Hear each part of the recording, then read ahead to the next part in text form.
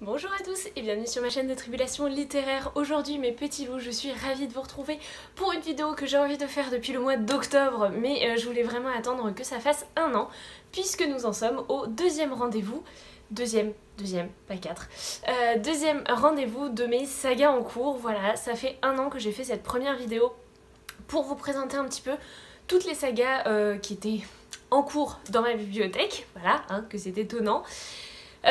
Et donc du coup je voulais vous faire un petit point aujourd'hui avec vous pour savoir, eh bien écoutez, où on en est, est-ce que j'en ai commencé de nouvelles, est-ce que j'en ai terminé certaines, toute la question est là, et c'est pour ça que je vais me munir de mon bugeot où je me suis noté toutes mes sagas, spoiler, et je vais vous présenter tout ça. Et la première saga que je vous présente, il s'agit de Miss Peregrine et les enfants particuliers. Depuis les dernières vidéos, j'ai rapatrié les deux tomes que j'ai, c'est-à-dire le tome 1 et le tome 3, parce que le tome 2 je l'avais emprunté à une amie. Et bien sachez que je suis toujours au même point puisque effectivement j'ai terminé la première trilogie, c'est la trilogie principale. Cependant je n'ai toujours pas commencé la suite malgré le fait que ça me tente énormément. À l'heure actuelle les deux nouveaux tomes je crois sont sortis. Le premier a même eu le temps de sortir en poche. Il serait vraiment temps que je me replonge un petit peu dans cette histoire parce que c'était vraiment à la fois une narration, une histoire et des personnages qui m'avaient énormément plu. Et bien sûr, on s'en doute, je n'ai pas fait que terminer des sagas ou rester plantée là, puisque j'en ai commencé de nouvelles, et celle-ci c'est la première. J'ai commencé la nouvelle trilogie de Jay Kristoff et Emma Kaufman, qui s'intitule Aurora Squad. C'est donc le premier tome qui a été traduit en français au début de l'année.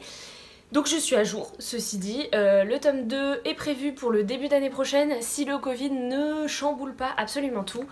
Honnêtement, ça a été un bonheur. Je sais pas si vous savez mon amour pour Illuminae, parce que ça fait longtemps que je vous en ai pas parlé, mais je suis absolument fan de cette saga.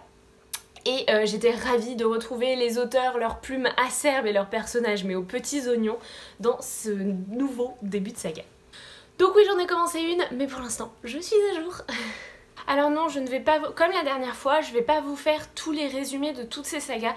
Je vais juste vous dire où j'en suis parce que vraiment, vous l'avez vu quand je vous ai un petit peu montré mon bugeot, il y a énormément de sagas et j'ai pas du tout envie que cette vidéo dure 30 à 40 minutes. Donc voilà, on va faire relativement vite. La nouvelle saga que je vous présente, là je suis à jour, mais alors tout juste, puisque je viens de terminer l'ultime oracle de Alison Germain, c'est le tome 2 des Chroniques Homérides. Ça a été un petit coup de cœur, mais ça, je vous en reparlerai dans mon update lecture du mois de novembre.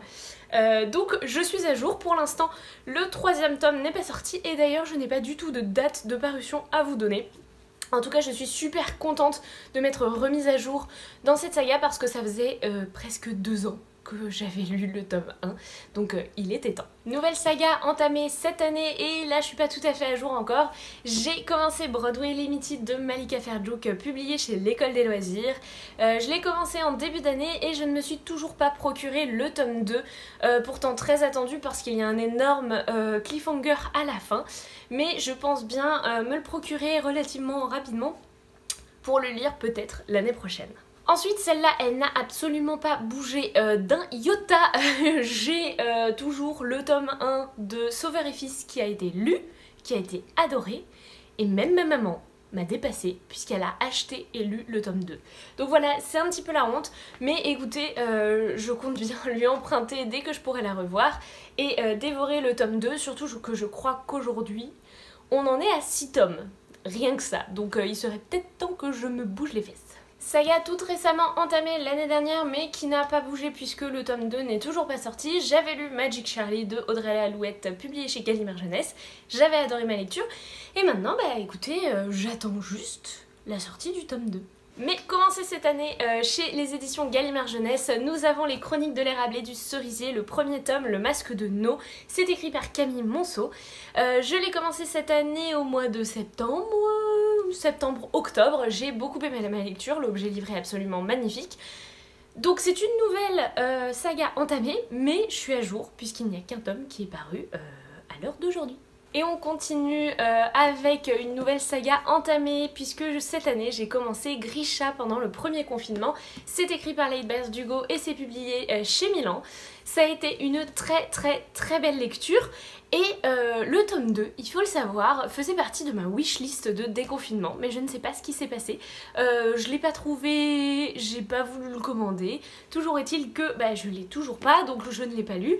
Mais si personne ne me l'offre d'ici la fin de l'année, parce qu'il y a mon anniversaire qui arrive, puis Noël, et bah écoutez, je pense que je me l'achèterai et je le dévorerai dans la foulée, et puis j'achèterai le tome 3 et puis je le dévorerai. Et du coup l'année prochaine, cette saga elle sera terminée.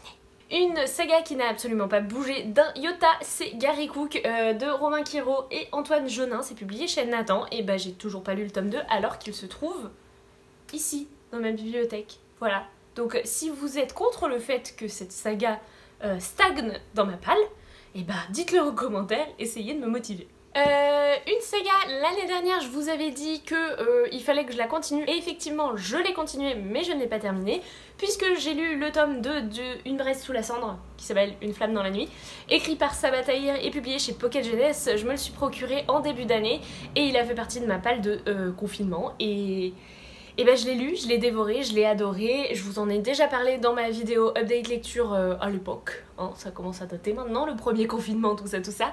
Ça a été une super lecture. Maintenant j'ai très hâte de me procurer le 3e tome et de le lire, surtout que j'ai appris qu'en fait il y aura un 4e tome, donc c'est pas une trilogie.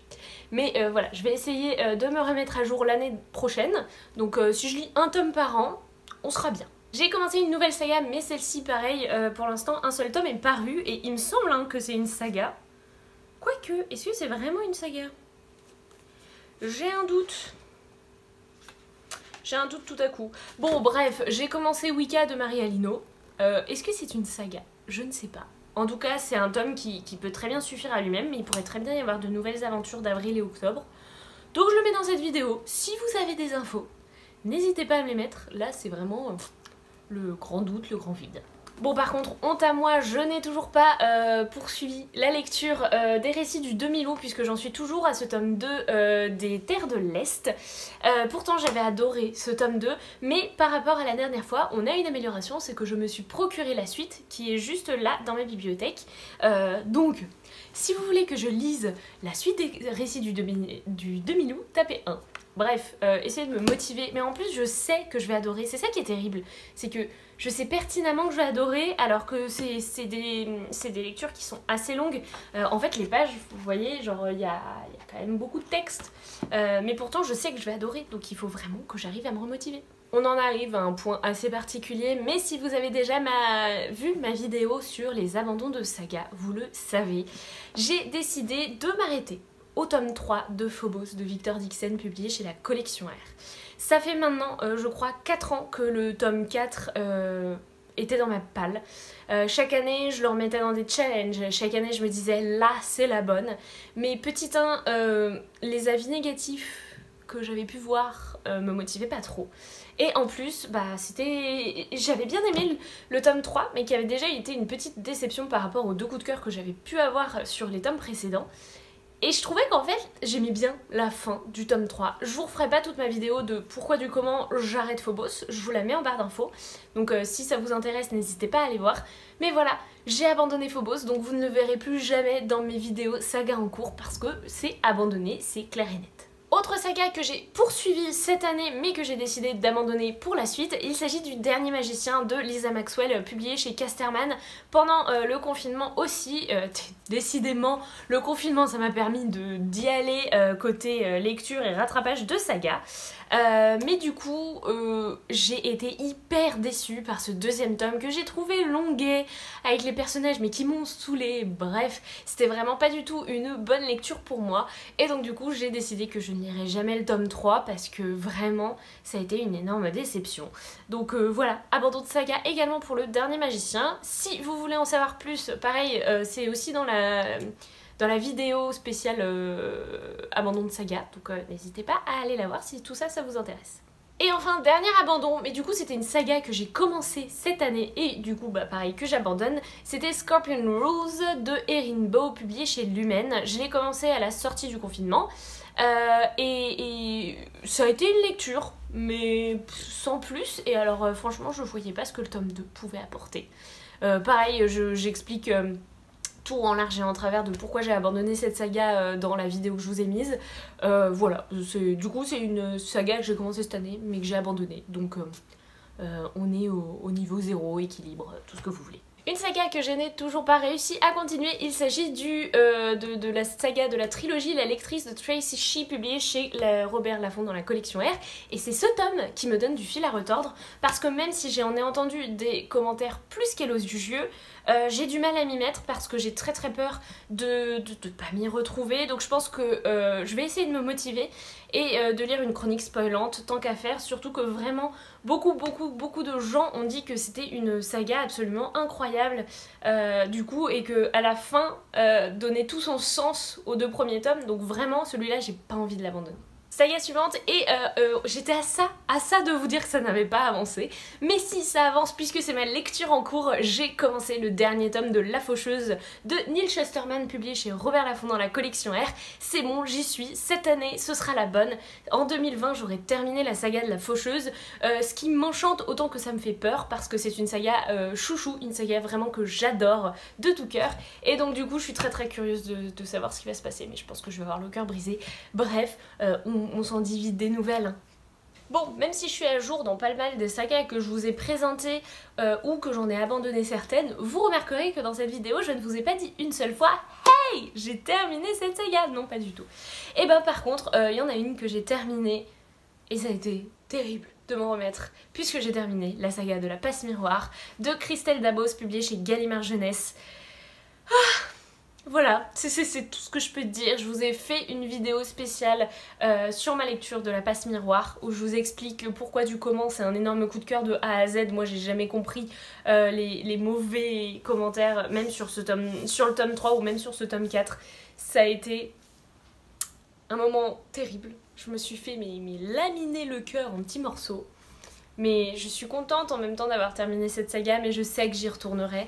Surtout qu'en fait, j'ai relu l'ensemble des tomes depuis entre la fin de l'année dernière et enfin novembre de l'année dernière et janvier-février de cette année. Et du coup, je les ai dévorés alors que c'est des grosses pavasses. Et voilà, tout ça pour dire que j'ai terminé La Passe-Miroir. Bon, il est un peu intercalé avec d'autres livres, donc du coup je ne vous le sors pas, mais j'en suis toujours au même point sur Terre de brume de Cindy Van Wilder, publié chez Rajo, alors que le tome 2 est sorti.